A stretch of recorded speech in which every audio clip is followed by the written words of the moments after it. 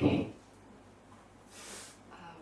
So as before, we'll set the motivation and do the visualization. So I'll guide you through it, and then to set our motivation, as we did yesterday. Okay, so make sure you're comfortable, your back is straight. Doesn't matter how you sit, but make sure you're relaxed.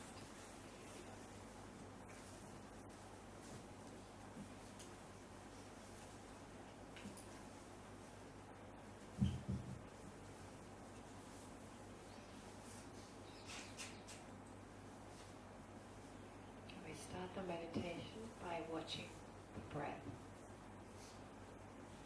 As you breathe out all destructive thoughts, all worries. Breathing in, you're breathing calm, focus.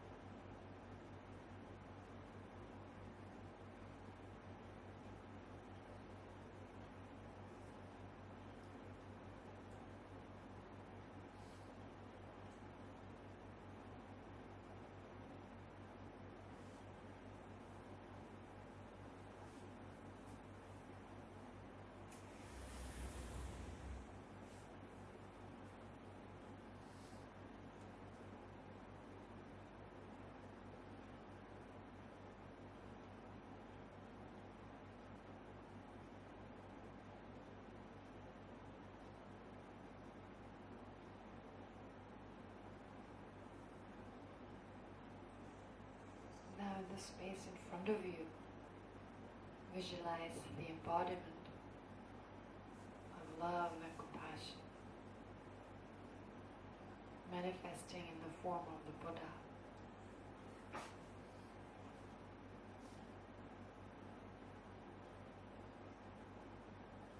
Seated on a throne, an open lotus flower, sun and a moon disk.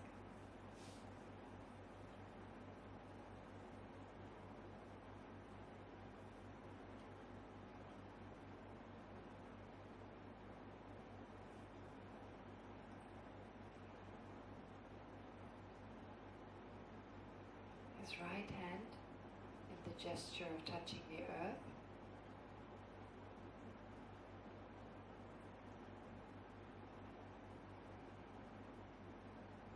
Left hand making the gesture of meditation, holding a banging bowl.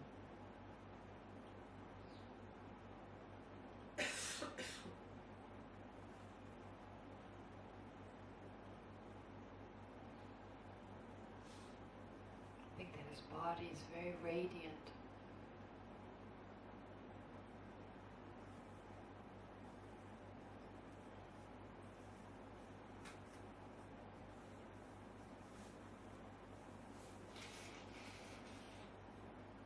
Not like a statue or a drawing, but like an actual person.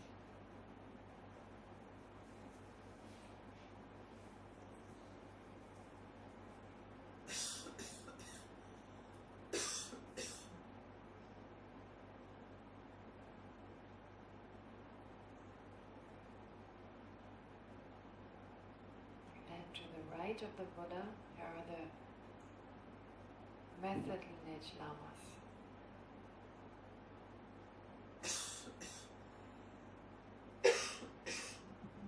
That pass down the teachings of love, compassion, and so forth.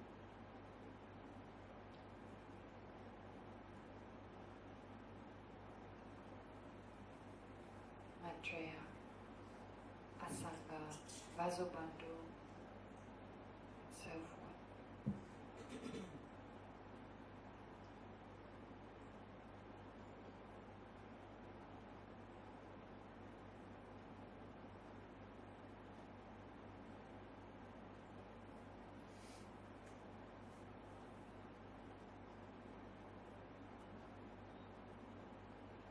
also to the right of the Buddha. And on the left side are the wisdom lamas, those who pass down the lineage of wisdom.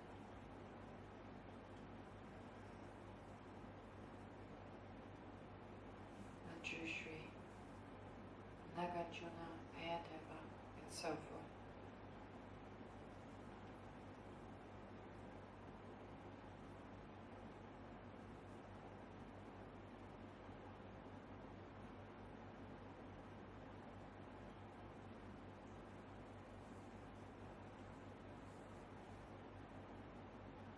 In front of the Buddha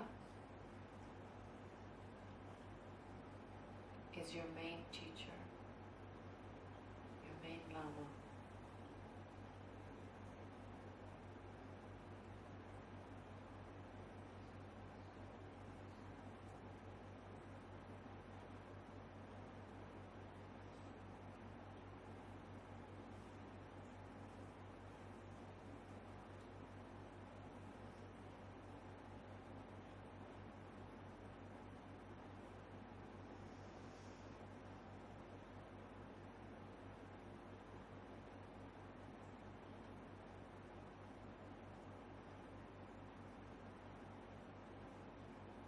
Surrounding those lamas, in the space in front of you, are all sentient beings.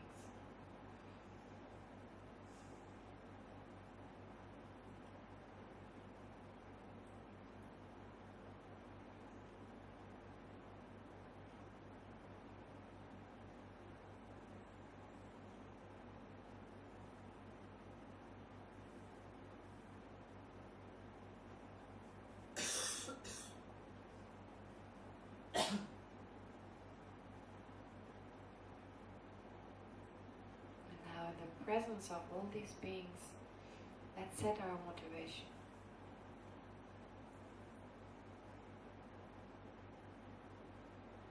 So in the following hours,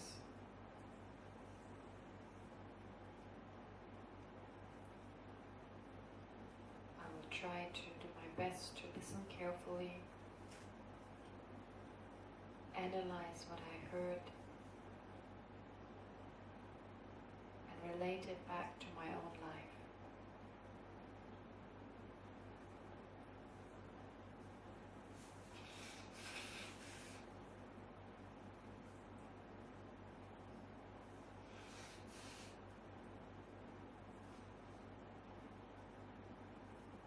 In order to reduce and eventually totally eliminate my afflictions, such as anger, attachment, and so forth.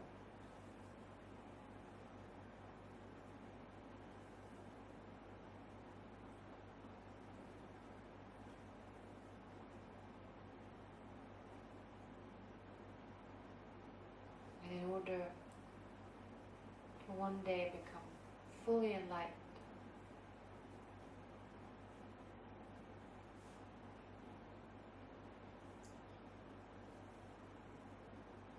so that I can guide others to reach that same state.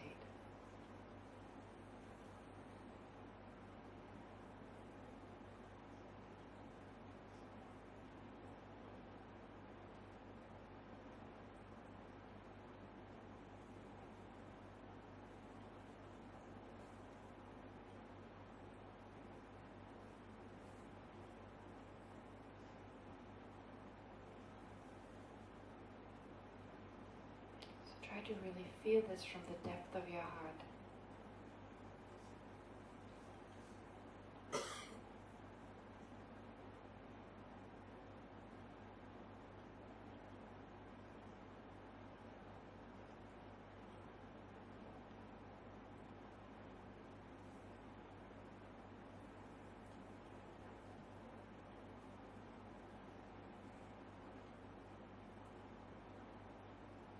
While holding that motivation in the back of your mind, let's do the refuge and bodhicitta prayer, very mindfully reciting the words.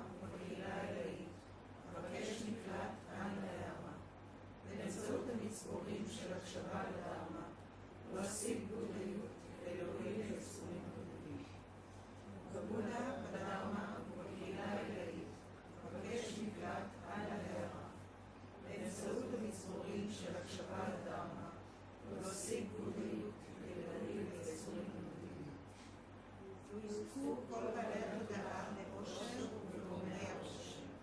לו ייפרדו כל בעלי התודעה מסבל ומגורמי הסבל. לו לעולם לא ייפרדו כל בעלי התודעה מאושר נטול כאב. לו יפתחו כל בעלי התודעה את מידת ההשתלבות ללא מושא פנים של התחשבות ושל סלידה. There's one question here asking to repeat, or basically explain what it means to be a Buddhist without accepting past and future lives, according to the Four Noble Truths, and then with karma. Well, what I meant, I don't know. I mean, what is the definition being a Buddhist? Like, there are different definitions. People have different views of what that means. Some say to be a Buddhist means to accept the four seals of Dharma. Okay, that all conditioned phenomena are impermanent, that all contaminated phenomena are the nature of suffering, all phenomena are empty and selfless, and nirvana is peace. There's that definition. And the definition that is usually that I'm most familiar with is taking refuge in the Buddha Dhamma Sangha. It doesn't specify what you believe in, what you do exactly, what kind of refuge it is. Are you afraid of future lives, like negative future lives? Is that your main concern? Is your main concern samsara? Is your main concern suffering of all sentient beings? It doesn't mention any of those. So therefore, considering that, well, just even if there's no belief in past and future lives, to deal with the problems in this life by applying the Dharma. So taking refuge basically is that, to entrust ourselves into the teachings, entrust ourselves in the teachings by the Buddha, which means applying the Dharma to whatever situation there is. But of course the Four Noble Truths, you can't explain. I mean, that becomes a little difficult because of course there you have cessation, you have actual liberation, and liberation is something that takes a few lifetimes. I mean, for most people it would. So, and karma, it's also very difficult to explain karma without past and future lives, because we meet people who are very greedy, very stingy, and have a lot of money. And we meet people who are very generous and very share everything they have, and they have problems with their resources. So the results of our karma can not only always be experienced in this life, oftentimes it's in a future life. So then karma is a little incomplete with just considering this lifetime, right? So in that sense, I think, I mean, anyway, it doesn't matter whether you're Buddhist or not. I mean, whether you call yourself that or not, it doesn't matter. It's all about taking refuge, applying these techniques, you know, if you find them helpful. Only if you find them helpful. It's not about joining a club or, you know, becoming a member or something. No. It's just about take what you find is helpful, and you taking refuge means basically that. Okay? If you take refuge in the Buddha Dhamma Sangha as like the causal refuge, you're relying on what they teach, relying on the Dharma, in particular the methods that are set forth, and trusting ourselves in them, and basically practicing. And then with regard to the resultant refuge, well, wanting to become like them. So the Mahayana motivation, of course, would be becoming a Buddha, etc. But even not saying like them, but similar, striving to attain the same qualities. So you just apply the degree you want. Okay? It has to be personalized. So here it's important to check your own mind. What can I do? What is too much for me? What do I expect from the Dharma? You know, how far do I want to apply it? It's total freedom. It's totally up to you. It's like it's seen as a medicine, and there are different types of medicine. Other religions, they also serve as medicine. So you check the medicine that's most appropriate. Maybe you find, well, Judaism or another religion gives you more. There's more you find in those religions. Well, you choose then that medicine. But if you find Buddhism is a helpful medicine, and it doesn't mean there's a contradiction, you can choose different types of medicine and use them at the same time. But if you see this is a medicine that is good for you, it's kind of a mental medicine, well, you take maybe all of it if that's what you find is helpful, and if not, you take whatever you can. Right? I think it's totally up to you. There's no, you know yourself better than anyone else. Well, if you have a relationship with a Lama, then of course they may also get the Lama, who knows, but you know, if you don't have that connection with the Lama, whether the Lama knows or not, it doesn't matter, you wouldn't follow his or her advice. So then you start, yourself, you check, etc. And then when you're ready to rely on the Lama and listen to his or her advice, well, that's a different matter. Okay? So it's very important to understand it's not about being someone, becoming, just, I hope this answers the question. I mean, whoever asked it, I'm not sure. There's a name here, but I don't know who it is. So anyway, if I okay. Does this answer your question? Pardon? Okay, think more, and then maybe if you have time, if you want to continue asking, you're welcome to. But also what we need to do is go through the pages behind. I checked it this morning, and I think it's better to leave the middle section. We've done the first part, then there's a middle section, which explains, it's kind of like the philosophical, when you debate, etc. So what is the definition of each jewel, and there are some wrong views about it. If we had the time, I would go through it. But what is directly practical for you is if you go to page 57. 57. This is the section, and it's again the Lamrim, where the state, what does it mean to take refuge? So there are certain precepts. Precepts are not vows. Okay? There are certain guidelines what to do. So it's not like you take vows and you have to do this, that, or the other. But if you decide to take refuge, there's some suggestions of how you can make that refuge beneficial. Okay? So you should try and keep those guidelines. You should try to keep those precepts. But to be honest, a lot of people don't.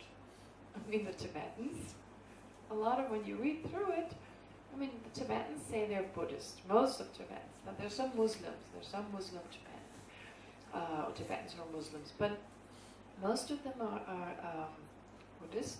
And many of them don't do this.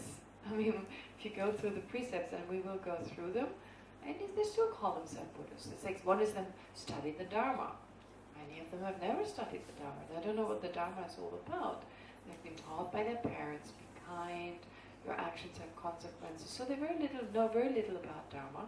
But the whole culture, of course, is infused by Dharmic ideas. So without knowing it, they live a Dharmic life. They watch their parents, they watch their peers, and they live a life according to the Dharma, but they don't know the philosophy. Anyway, so I'll go through those. And what you could do is, well, as we go through them, check, what can I do? Is there something I can do? And I'll try to explain those points. And it seems maybe first difficult, but there's nothing difficult about it. It's not like you need to spend hours a day. In fact, in the Namrim Chimel it says, you spend as much time as it takes to milk a cow. 50 to 20 minutes or something. I mean, if you want, and you can do it while you do other things. I mean, there's so many times we do things we do on a daily basis, like driving a car, like brushing our teeth, like making tea or coffee. I mean, we can think of thousands of other things, so we can practice while doing those things. In fact, those are great times to make them meaningful, to set our motivation for the day. Of course, if we can take a moment and meditate in the morning, that would be best. But even better would be, you take that time in the morning to do some mindfulness meditation, so the way you've done it here, as a preparation for every day. Or you take some time on a daily basis. And on top of that, when you're not busy with, I don't know, calculating and doing other things, when you're physically busy, but mentally you have the space of mind, well then, reflect upon the Dharma, the permanence of things, watch your own mind, your own afflictions, and if there's no anger, no attachment in that moment, well, there was probably before. Oh, yesterday I got angry. So situations that arose before, it's always good to go through them again and analyze them, not with judgment and like beating yourself up. It happened, okay. So, healthy regret is okay. Well, I made a mistake. I'll try better next time. So really feel like, okay, that was not okay, but not beating yourself up. What's done is done. And then, well, how could I have done it differently? Next time, where in my mind, which awareness I have to watch out for? You know, there's a point where we have a thought and then anger arises. So to catch it in that moment and see, well, where can I, next time, what can I do to avoid that anger? And instead generate, well, if not compassion, at least equanimity, okay? And then see how I can deal with the situation more effectively. You can imagine doing it. Imagining doing it conditions the mind, creates new pathways in the brain, there's no contradiction, and in that way, next time when this similar situation arises, because we have these patterns, when a similar situation arises, you may get angry only 5 seconds later. That's an improvement. Don't underestimate, don't expect immediate results. But if instead of right away losing your temper, you know, it may take 5 seconds and then already the momentum has been lost and your anger may not be as violent. Great, that's improvement.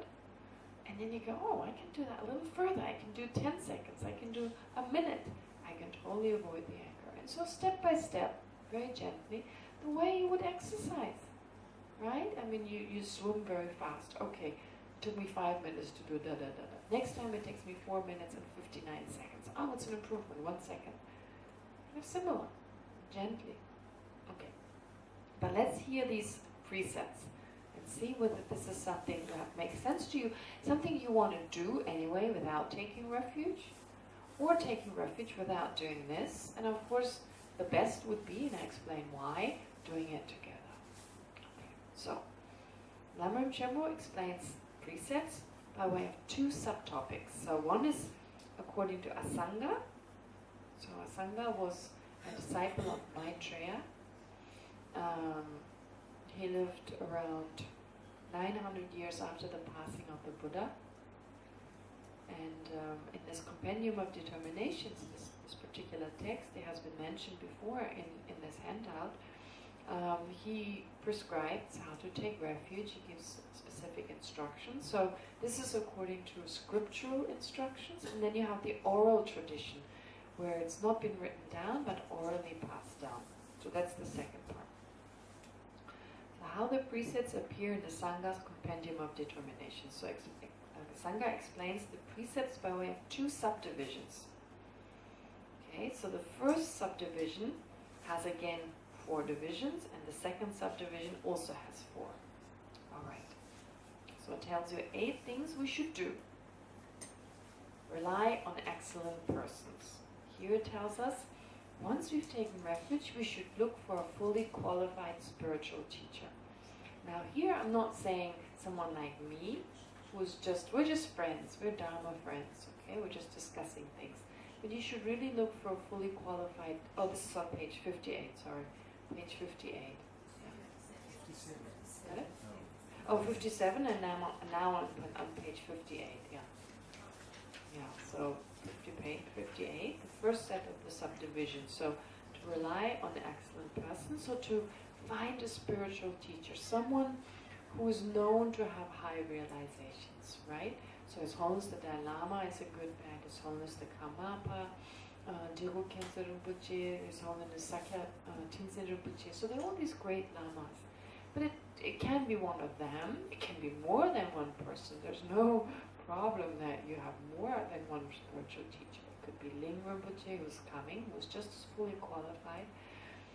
So you actually have the opportunity to receive teachings directly, meet him in person, you know, and initially there may not be those sparks, etc.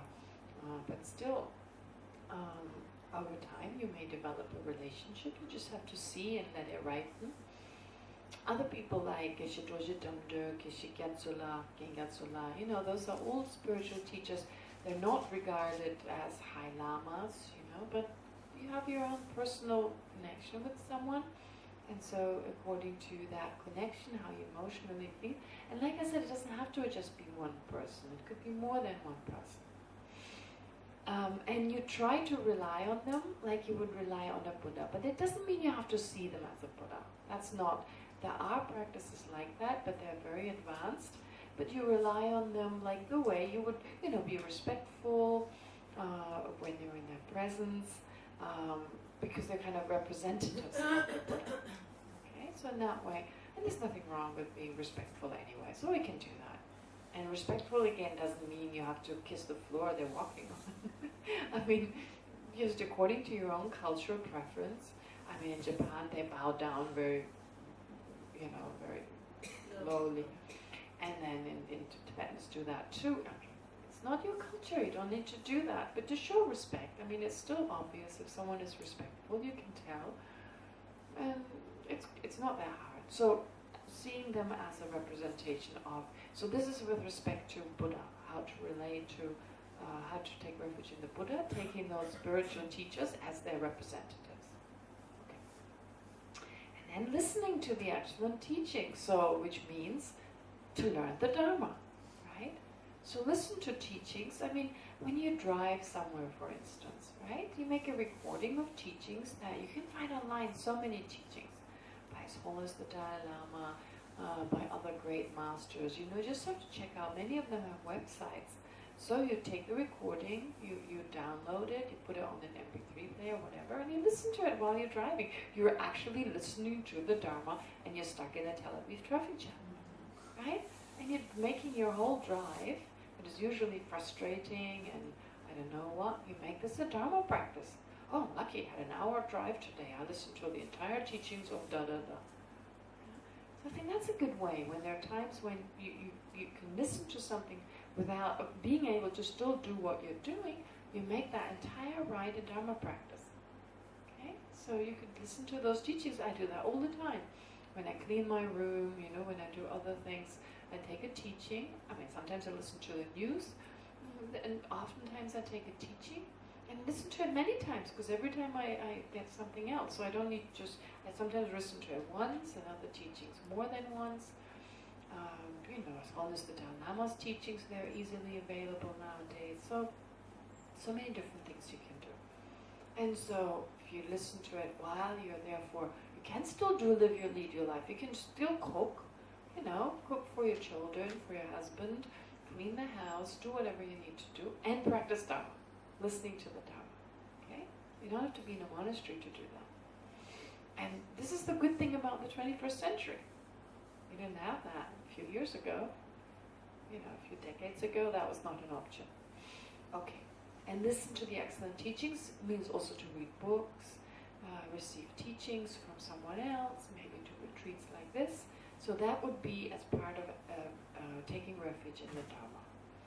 And then contemplate those teachings. Don't just listen, but really think about them, analyze them. Okay? Take a moment, and that's important. Take it back to your own experience. How does that have to do with me? So if there's a teaching on love and compassion, well, how loving and compassionate am I? Can I improve my love? Can I make it deeper? Can I even try and generate love and compassion for my neighbor? And if that's too difficult, well, maybe first for another person, and again check. And since our mind is changing, you'll find that one thing you can't do 1 week, well, next week you can. So there's constant change. So don't give up thinking, I can't do that. And then next week, well, I couldn't do it last week, so I can't do it this week either. No. Things can be very different. They're different from basically minute to minute, if you like. Okay. So this is with regard to the teachings here. So the precept of listening and contemplating the Dharma. And then to cultivate a practice that conforms with the teachings. Can I do that? And again, there's nothing difficult about that. Doing the meditations, like I just said in the morning, doing a certain, every morning a few minutes. Okay, it doesn't have to be hours, it can be 15 minutes, even 5 minutes, it's better than nothing. And then of course, throughout the day, to listen to the Dharma in this way I just described. You don't have to publicize it. You keep it private, it's your private business, you don't have to tell others about it. And so every now and then, in that way, you put your mind in that direction. So this is with regard to the Sangha.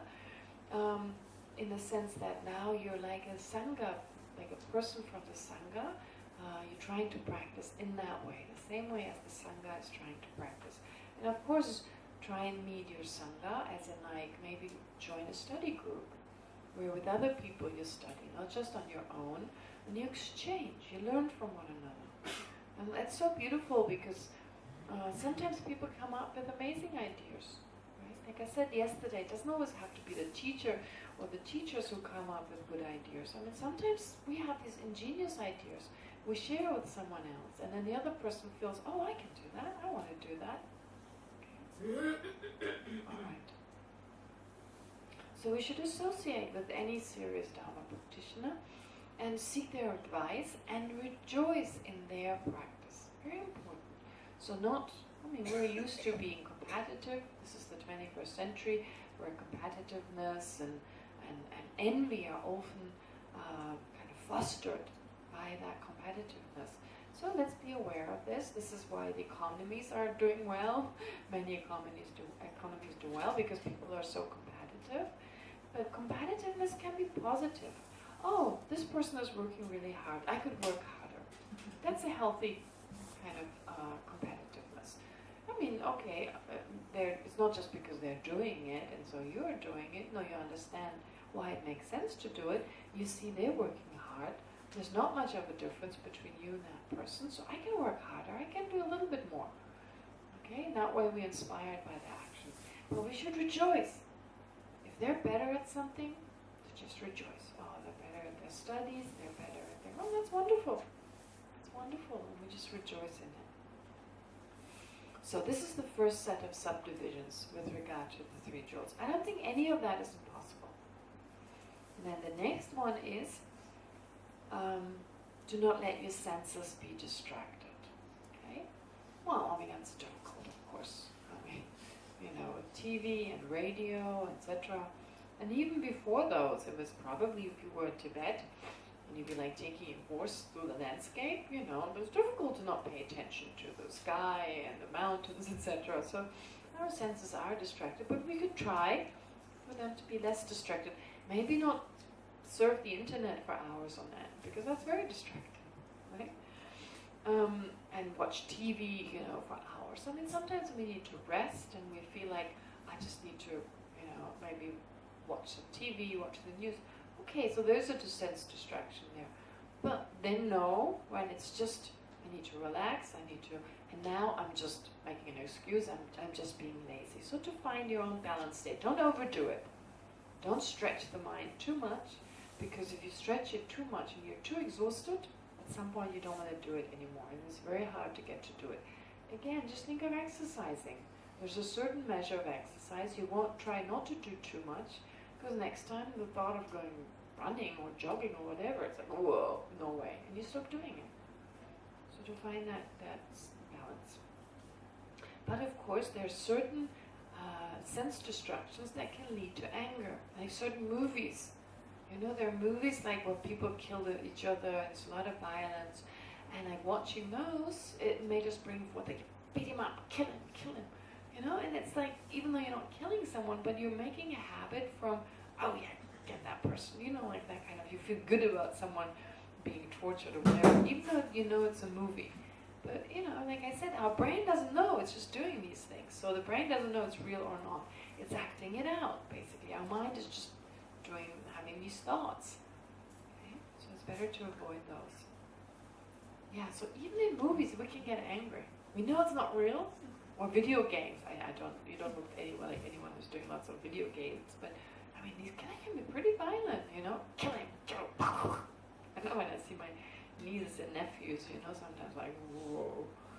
Anyway, so yeah, also definitely games that, and you can do other games. I mean, there are all these brain games to, fasten or to deepen our, or to improve our cognitive abilities. Those are good. Those are definitely good.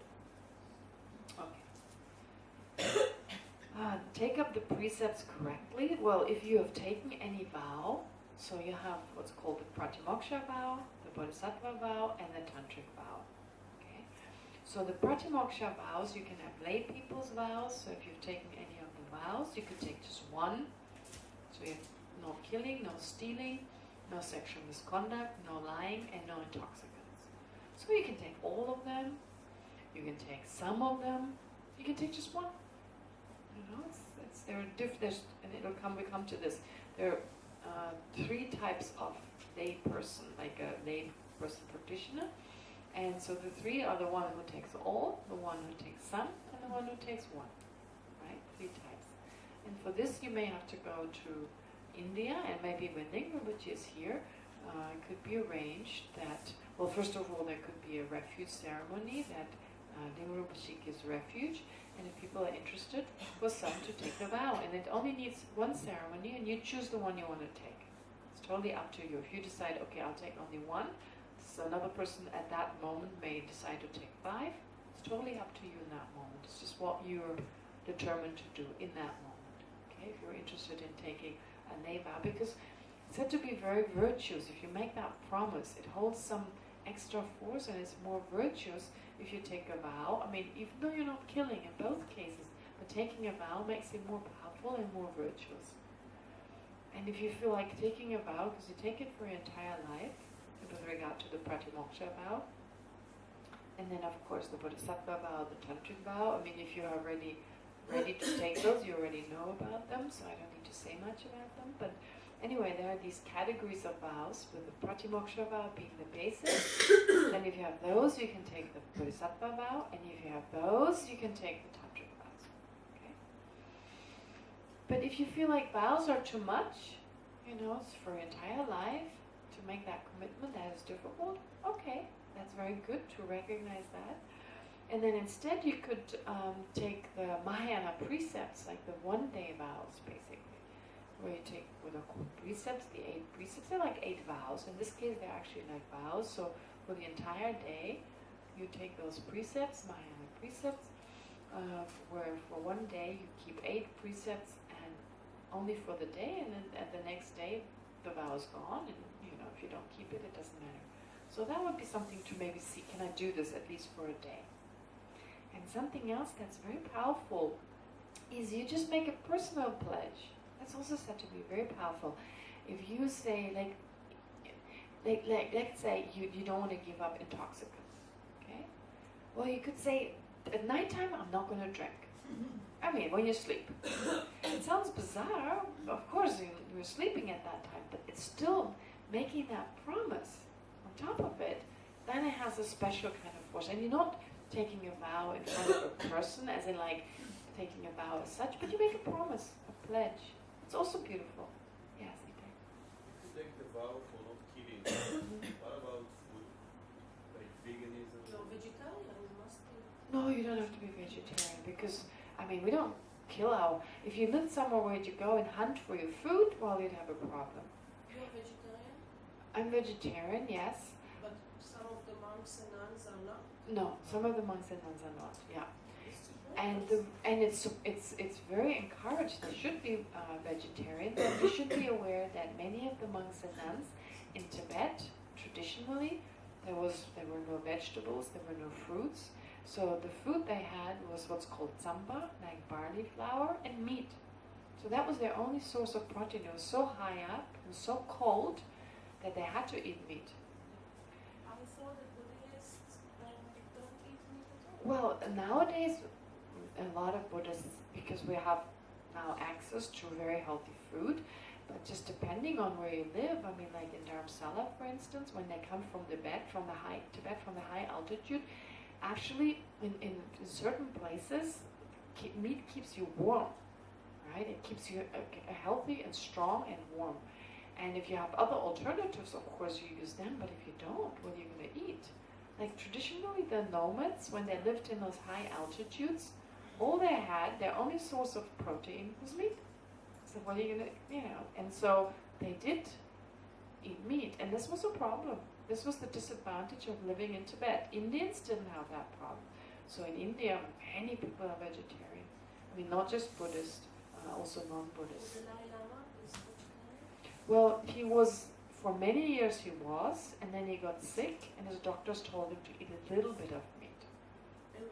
But I think he stopped again. I think now he's again And vegetarian. Rinpoche and all the other... Ling Rinpoche? I think probably they were. I'm not sure. No, it's okay. You can say you shouldn't lie. No, no, no, I'm not lying.